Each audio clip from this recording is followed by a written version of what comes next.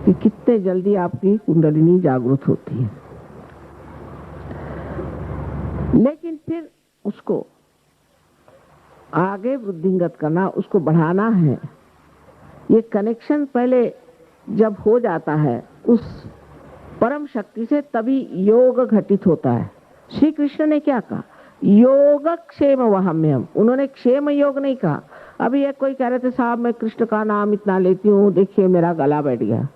मैंने कहा देखो कृष्ण तो यहीं बसे हुए हैं और तुम्हारा गला क्यों बैठ गया भाई? क्योंकि आपको अधिकार नहीं, आपका योग नहीं बना। जब तक आपका योग नहीं बना है, क्या फायदा है टेलीफोन करने से अगर आपका कनेक्शन ही नहीं बना? इसीलिए आपका गला खराब हो गया। और हो सकता है श्री कृष्ण भी नाराज हो। क्या वो आपके नौकर है हर समय उनका नाम लेने के लिए? अरे आप वैसे ही कोई 10 बार आपका नाम ले तो कहें क्या पागल कुत्ते ने काटा है, काहे मेरा इतना नाम ले रहा? यहाँ आपके प्रेसिडेंट साहब है, उनका नाम अगर आप लेते हुए पहुंच जाइए तो पुलिस पकड़ लेगी आपको। कुछ तो कारण होना चाहिए। बेकारी में उनका नाम लिए चले जा रहे, तो वही स्वयं नाराज है आपसे। नाम वाम लेने से भगवान नहीं मिलने वाले। और बहुतों ने इसी तरह से चीजें घुसेड़ भी दी हैं अपने धर्म शास्त्रों में कि बस नाम रटते रहो। वो शायद इसलिए भी कहा होगा उन्होंने कि इधर उधर जाने से अच्छा बाबा नाम ही रटो। पर अब छोड़ो ना, जिस सीढ़ी पे चढ़ते थे अब वो सीढ़ी खत्म हुई, अब ऊपर क्यों नहीं आते? अब उसी सीढ़ी को चिपके बैठे हो। बहुत सहज सरल बात है। कहा भी है सहज समाधि लागो। सहज में ही समाधि लगती। और इन लोगों ने, किसी ने कोई साधुपना किया था कि जा करके बीवी छोड़ दी, बच्चे छोड़ दिए और सब दुनिया छोड़ करके, कुछ नहीं, सहज वही बीवी बच्चे सुंदर हो जाते। आप ही के हृदय में कमल खिल जाते, क्योंकि आप में सब ये चीजें स्थित है। सिर्फ एक कुंडलिनी का जागरण तो मात्र करना है और उसके प्रति श्रद्धा रख करके बाद में इस कुंडलिनी को पूरी तरह से आपको उस परम चैतन्य से संबंधित रखना चाहिए। इस योग को पूरी तरह से स्थापित करना चाहिए। हमारे दिल्ली में जहां तहां तो सेंटर्स बन गए। मैं तो कभी नहीं सोच सकती थी कि इस दिल्ली में कभी सहयोग भी होगा, क्योंकि मैं तो सरकारी नौकरों के साथ रही हूं। और मैं तो कहती है भगवान, ये तो सरकारी नौकर तो सिर्फ अपनी नौकरी और सरकार, इसके सिवा तीसरी चीज तो कभी सोचते ही नहीं। तो ये भगवान के बारे में क्या सोचेंगे? जब नौकरी करते हैं तो प्रमोशन की सोचते हैं, और जब रिटायरमेंट होता है तब सोचते हैं कि पेंशन कितनी मिलेगी। इसके अलावा कभी कुछ सोचते नहीं। पर यहीं पर ऐसे कमल के फूल खिल गए कि मैं तो हैरान हूं कि इस दिल्ली शहर में इतने कमाल के लोग कहां से आ गए।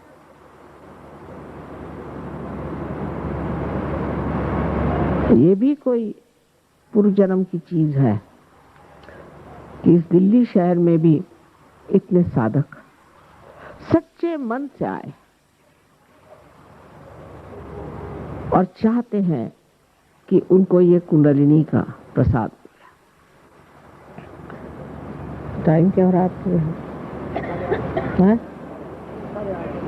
8:30। तो मैंने ये सोचा था आज के थोड़ा सा टाइम है, अगर आपको कोई प्रश्न वश्न पूछना हो तो पूछ लीजिए, क्योंकि दिल्ली के लोग जरा सोचते ज्यादा, दिमाग ज्यादा चलता है। और प्रश्न इसलिए पूछिए क्योंकि आपका बाद में जिस वक्त हम कुंडलिनी का जागरण करेंगे उस वक्त में आपका दिमाग आपको न कहे कि तू प्रश्न पूछ ले, इसलिए। और दूसरी बात है कि आप पूरे स्वतंत्र हैं। आप चाहें तो जागरण लीजिए और न चाहे तो मैं कर ही नहीं सकती जागरण, आपका असंभव। अगर आप चाहेंगे तो ही जागरण होगा, क्योंकि आपकी जो स्वतंत्रता है उसका मैं आदर करती हूँ। क्योंकि आपको परम स्वतंत्रता मिलने वाली है, तो पहले ये स्वतंत्रता तो मुझे माननी ही पड़ेगी। तो जिसको लेना हो वही रहेगा, और जिसको नहीं लेना है उसे यहां से चले जाना चाहिए। किसी चीज की जबरदस्ती मैं नहीं कर सकता, और इसीलिए मैंने कहा है कि आप अपनी स्वतंत्रता में कोई सा भी प्रश्न करें। दूसरी बात एक बता दूं आपसे कि आज 22 साल से मैं यही धंधा कर रही हूं।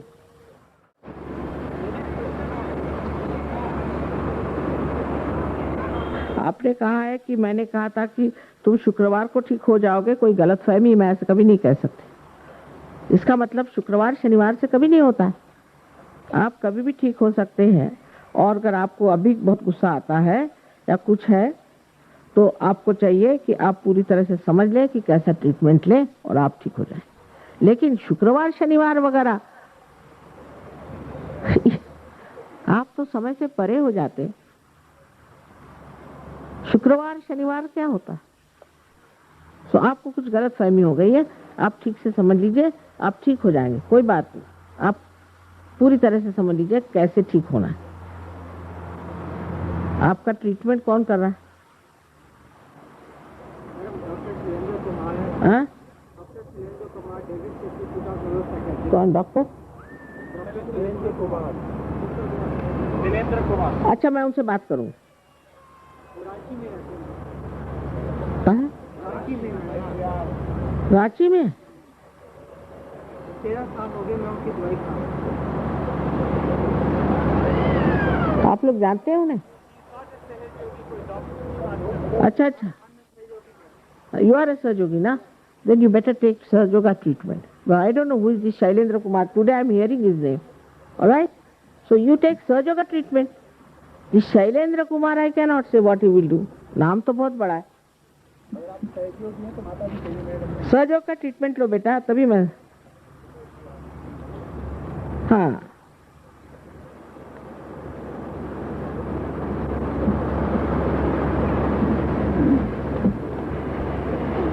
अच्छा, किसी ने पूछा है कि वेजिटेरियन बनना है कि क्या? कुछ नहीं बनना है, बेकार की बात, सब बाह्य की बातें, सब बेकार।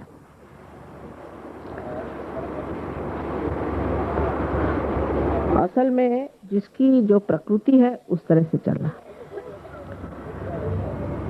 किसी को प्रोटीन की ज्यादा जरूरत होती है, उसको प्रोटीन खाना चाहिए जिस तरह से भी हो, और किसी को कार्बोहाइड्रेट्स की जरूरत होती है, उसको कार्बोहाइड्रेट्स खाना चाहिए। ये बिल्कुल साइंटिफिक मामला है। इसमें कोई ये नहीं कि आप वेजिटेरियन बन जाओ या मच्छरों को भी नहीं मारो और खटमलों को पालो, ऐसी कोई चीज नहीं। इस तरह की बेवकूफियां कुछ सहयोग में नहीं।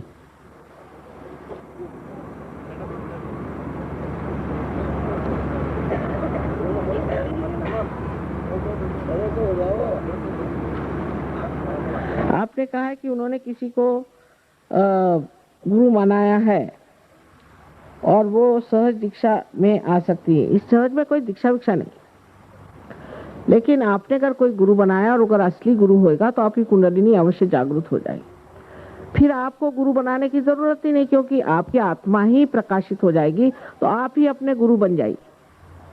कोई जरूरत नहीं गुरु बनाने की। फिर गुरुओं ने ही बनाया है आपके अंदर ये विशेष एक चक्र, जिससे आप स्वयं गुरु बन जाते हैं। जी जी, मैं प्रश्न पूछना चाहता हूँ।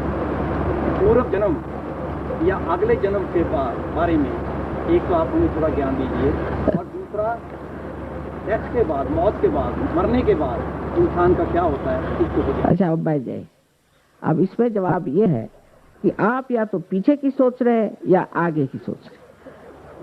मैंने अभी कह दिया कि आपको वर्तमान में बैठना है। इससे क्या फायदा होने वाला? मैं अगर कहूँ पूर्व जन्म में आप एक थे, अच्छा ये बताइए, लॉजिकल होना चाहिए, क्या फायदा हो? कुछ भी थे आप, समझ लीजिए राजा भोज थे तो क्या, आज क्या है आप? ये बात बेकार है, इसकी चर्चा भी बेकार है। और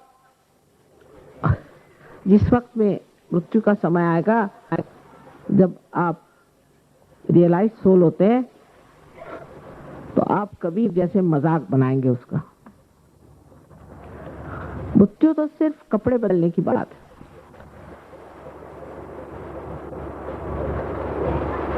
ये सब बेकार की बातें हैं। पूर्व जन्म क्या था?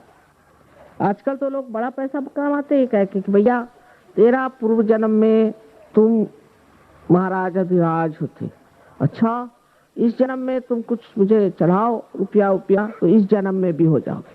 हालांकि आजकल कोई कहीं महाराजा नहीं है, पर वो बेवकूफ कर चढ़ाएंगे पैसा, इसका कोई तुक नहीं है, उससे कोई फर्क नहीं पड़ने वाला। अगर आप पार हो गए तो पुण्य कर्मों की वजह से आप जब चाहें तब जन्म ले सकते हैं।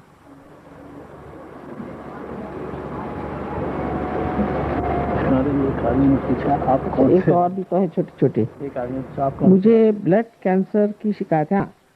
अच्छा, जिनको ब्लड कैंसर की शिकायत है तो देखा गया है सहयोग में ब्लड कैंसर एकदम ठीक हो जाता है। जिनको भी ब्लड कैंसर की शिकायत है वो जरूर हमारे सहयोगियों से मिले। यहाँ आपके दिल्ली में 7-8 डॉक्टर बड़े होशियार मिल गए हैं, तो ब्लड कैंसर तो ठीक होता ही है, सहयोग में हो गया। अच्छा, और आप कौन से राज्य से? आप कौन से राज्य से है? आप भारत के किस राज्य से हैं? आप ही बताइए। हवाले क्या? कुछ कह ही नहीं सकते। माने जहाँ पैदा हुए थे सो एक पहाड़ पे हुए थे, पहाड़ी है समझिए।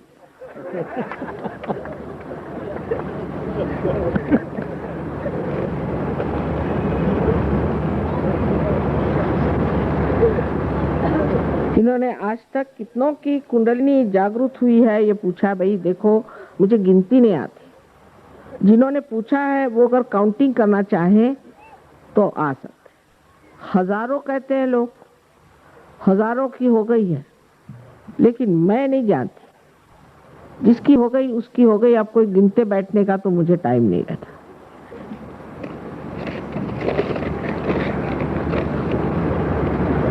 हाँ, गाथा लिख दी। सबसे उत्तम भोजन क्या है?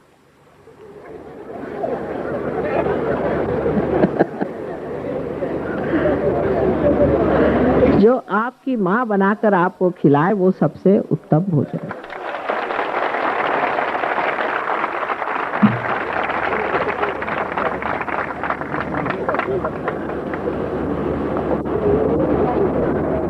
माँ से बढ़ के कौन इतना प्रेम से खाना खिलाएगा? और पत्नी भी, ये नहीं कि पत्नी नहीं।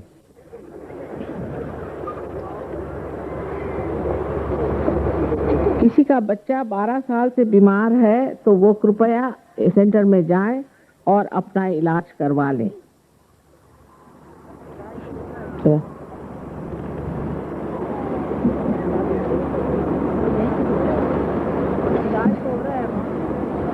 हाँ, तो सहयोग का इलाज करा।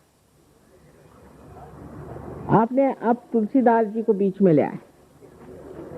कह रहे तुलसीदास जी ने नाम को विशेष, मैंने बताया ना कि तुलसीदास जी ने सोचा कि इधर उधर भटकने से अच्छा है कि नाम लो, पर उनको क्या मालूम था। मैं कहती हूँ साधु संतों को भी मनुष्यों के बारे में ज्यादा मालूमात नहीं कि ये पागल जैसे हर जगह नाम लिख देंगे।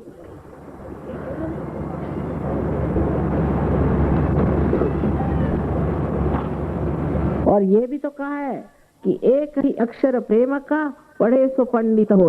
वो प्रेम जिसकी मैं बात कर रही हूं।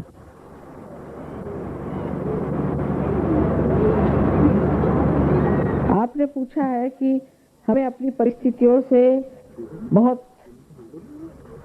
दुख हुआ है तो परिस्थितियां बदलनी होगी या स्वयं ही हटाना होगा? आप स्वयं ही बदलते साथ परिस्थितियां भी बदल जाती हैं। आज ही हमारे पास एक पति पत्नी आए थे और कहने लगे कि माँ हमारी तो सारी ही परिस्थिति ही बदल गई और हम कितने बदल गए।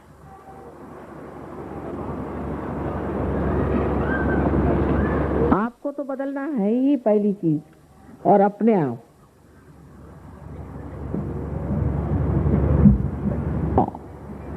अब इनका नाम पूछा है तो बता ही दूं फिर आपको। महेश योगी, धीरेन्द्र ब्रह्मचारी, आचार्य रजनीश, किसका नाम है? और आपके द्वारा योग के प्रचार में क्या फर्क है? अब क्या बताएं?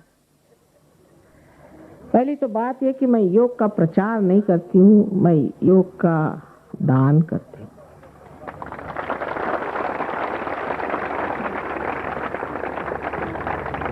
श्री महेश योगी के बारे में यही बताना है कि इन्होंने जो जो काम किए हैं इसको कभी परमात्मा क्षमा नहीं कर सकता। मैंने इनको ऐसा जाना कि एक साहब पीटर पियर्स नाम के थे, जो कि इनका एक फ्लाइंग एकेडमी के डायरेक्टर थे स्कॉटलैंड में। उनको, उनकी बीवी को, उनके बच्चे को और उनके डिप्टी डायरेक्टर को एपिलेप्सी की बीमारी हो गई। तब उन दिनों मेरे पति लंदन में नहीं थे, गए हुए थे कहीं। तब ये लोग मेरे पास आए, बड़ी बुरी हालत। तब उनका मैंने इलाज किया। ये जो पीटर पियर्स थे, ये डायमंड मर्चेंट, बहुत रईस आदमी थे, हमेशा बड़े बड़े होटलों में रहना, ये उनको पकड़ा था। और उनकी बीवी एक ड्यूक की ग्रैंड डॉटर थी, सबके पास बड़ा पैसा था। उनसे कहा कि तो रौनक नाम की एक जगह है, वहां पर रौनक में एक बड़ा भारी तालाब, वहां पर तुम अपना एक सेंटर खोलो और हम तुम्हारे पास लोग भेजेंगे जिनको तुम ट्रेनिंग दो। किसकी ट्रेनिंग? कि आप हवा में उड़ेंगे 3 फुट। मैं कहती हूँ ऐसी बेवकूफी की बात क्यों लोग मानते? 3 फुट उड़ के आपको करना क्या है? अरे ऐसे ही आज रास्ते में कितना जाम था और लोग 3 फुट उड़ेंगे तो होगा क्या? और बहरहाल उसके लिए उन्होंने मुझे जो बातें बताई, मैं आपसे बता देती हूँ साफ साफ, मुझे कोई चीज डर नहीं। उन्होंने मुझे बताया कि शुरू में हमसे बताया गया कि हम आपको मंत्र देंगे और उस मंत्र का आपको 300 पाउंड देना होगा। पहले आप 300 पाउंड जमा करिए, फिर आप अंदर जाइए। 7 दरवाजे क्रॉस करके आप वहां पहुंचे तो गुरु महाराज जी 4 फुट वाले बैठे हुए हैं और वो आपके कान में मंत्र कहेंगे। उनको रुमाल देना है, उनको एक ये देना है, उनको वो देना। 300 पाउंड पहले बाहर दे दिया। और मंत्र किसी को बताना नहीं, बहुत बड़ा सीक्रेट मंत्र है। इंगा या पिंगा या ठिंगा, असलियत में। क्योंकि किसी हिंदुस्तानी को बताते तो हिंदुस्तानी कहते ये क्या तमाशा है, तो संस्कृत भी नहीं। और हमारे यहाँ के जो इंटेलेक्चुअल्स हैं हिंदुस्तानी, जो बहुत बुद्धिमान है, वो इंगा पिंगा ठिंगा के पीछे में चले गए। उनको राम का मंत्र दिया, कृष्ण का मंत्र दिया, ये दिया बेवकूफ बना बना। अच्छा, ये एक हो गया। उसके बाद दूसरा ये निकाला कि तुम जमीन से उड़ सकते हो। तो सबको बुलाया, वहां पर कौन सी जगह, स्विट्जरलैंड में एक जगह, वहां पर एक बड़ा ही पुराना सा होटल वहां रोका और वहां उनके लिए लगा दिए बड़े बड़े फोम के गद्दे और कहा इस पे बैठ के आप कूदो। और उनके नीचे टूट गया, सब हड्डियां टूटी। उन्होंने केस किए, उसके पैसे दिए इन्होंने। पर उनको खाने को देते थे शुरू में 6 दिन तक वो पानी जिसने सिर्फ आलूओं को उबाला, और उसके बाद में उसके जो आलू के जो छिलके थे वो देते थे 7वें दिन, और 8वें दिन आलू देते थे। और सिर्फ उसकी फीस थी 6000 पाउंड। 1 पाउंड आजकल तो 45 है, उस वक्त रहा होगा 21-22। अब बोलिए आप, ये है श्रीमान आपके महेश योगी।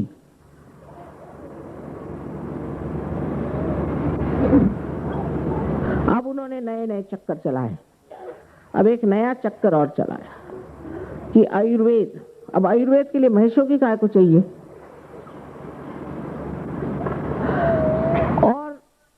जितने भी बड़े बड़े इंटेलेक्चुअल्स थे अपने यहाँ के बड़े बड़े सरकारी नौकर लोग, उनसे कहा कि तुम्हारी हम कार्य शक्ति बढ़ा देंगे। अब वो गए वहां कार्य शक्ति बढ़ाने के लिए। इतनी तकलीफें उन्होंने उठाई है, आप उन लोगों से पूछे तो बताएंगे सारा शरीर तोड़ डाला। और कितने ही लोग बेचारे कहीं कहीं छिप छिप करके किसी तरह से जी रहे हैं। इंग्लैंड में तो कितने लोगों ने अपने घर बेच डाले, बच्चों को स्कूल से निकाल लिया इसकी जेब भरने के लिए। हमारे देश के लिए ये बड़ी ग्लानि की चीज है। दूसरे रजनीश साहब, उनका वर्णन क्या करना, इतना गंदा आदमी तो आपने कहीं देखा ही नहीं होगा। उसकी एक फिल्म है हमारे पास, वो किसी ने छुप करके ली थी, तो साक्षात जिसको कहते हैं कि नर्क से भी बदतर चीज उन्होंने करती थी। और धीरे धीरे उससे फिर निकले, फिर ये बन गए, फिर वो बन गए, फिर वो बन गए। पहले भगवान थे, फिर फलाने हो गए, फिर अब ओशो हो गए, क्योंकि जापानियों से पैसा खींचना। और मैं देखने गई थी कि मेरे पीछे बहुत पड़ गए। मुझे कहते तुम भगवती हो, तुम आदिशक्ति हो। मैं कही ये कैसे जानता है। मैं उसको देखने गई, मैं हैरान हो गई कि किस तरह से मिसमराइज करता है लोग। बड़ा रुपया, मेरे से 10 साल छोटे उम्र का था। देखिए आप क्या उनकी मेरी उम्र दिखती थी और मेरी उम्र देखिए। और ये अमेरिका में तो इनको अरेस्ट कर लिया था, किसी देश में इनको टिकने नहीं दिया, अपने देश में आके टिक गया। और अब भी लोग उन्हीं के पीछे में बहुत से दौड़ रहे हैं बेवकूफी में। इतनी गंदी बातें उन्होंने सिखाई है। हिंदुस्तानियों को ये कभी भी मंजूर नहीं होगा। इस तरह इतने लोगों का जीवन नष्ट कर दिया, कितने लोगों को नपुंसक बना दिया इसने। हम तो ट्रीटमेंट करते करते हार गए इन लोगों। और अब भी यह हालत है कि अगर 2-4 रजनीश के शिष्य आ जाए तो धड़ाम से मेरे सामने बेहोश हो जाएंगे। मैं चाहती नहीं कि वो लोग आए। एक बार हो चुका है दिल्ली में। अब धीरेन्द्र ब्रह्मचारी के बारे में आप सब जानते, मुझे बताने की कोई जरूरत नहीं। वो तो आपके दिल्ली के ही आपके अपने आदमी है।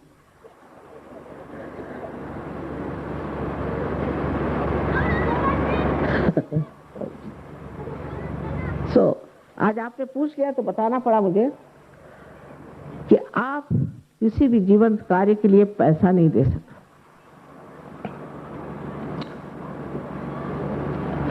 आप इस पृथ्वी को कितना रुपया देते हैं, जिसने ये आपको फूल गया उसको रुपया समझता है क्या, उसको बैंक समझता है क्या? ये तो हम लोगों का सरदर्द है। तो जहां भी कोई परमात्मा के नाम पे पैसा मांगता है वहां बिल्कुल जाने की जरूरत नहीं। परमात्मा को पैसा नहीं समझता।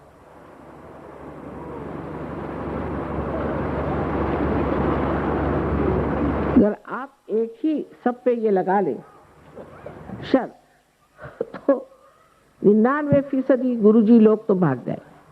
अब बचे 1% लोग। उनमें ये देखिए आप कि उनके जो शिष्य हैं उन्होंने क्या प्राप्त किया। उनके शिष्यों के पास कोई शक्ति आई कि नहीं आई, उनके अंदर कोई ज्ञान आया कि नहीं आया। अभी जो डॉक्टर साहब आपके सामने भाषण दे रहे थे, ये भी एक बड़े भारी चक्कर में बेचारे फंसे थे। सारी फैमिली सत्यानाश हो रही थी और उसमें से ये निकल के सहयोग में आ गए। अब देखिए कितना ज्ञान है इनके अंदर। किसी भी सहयोगी से देखिए, उसका ज्ञान देखिए, क्या उसके पास ज्ञान है, उसका रहन सहन कैसा, उसका स्वभाव कैसा है। सहयोग के लोग कभी किसी को नुकसान नहीं कर सकते, कभी किसी को सता नहीं सकते, कभी किसी की जान ले नहीं सकती, किसी को कोई तरह की भी तकलीफ नहीं। आपको आश्चर्य होगा कि जर्मन लोग, जिनको हम सोचते हैं बड़े कठोर होते हैं, सहयोगी अगर जर्मन देखिए तो साक्षात देवदूत खड़े हैं, ऐसे मुलायम, इतने नजाकत से पेश आते हैं, इतने प्यार से बात करते हैं कि कोई कह नहीं सकता कि ये जर्मन है। ये सहयोग का करिश्मा है। असल में ये आप ही का अपना करिश्मा है।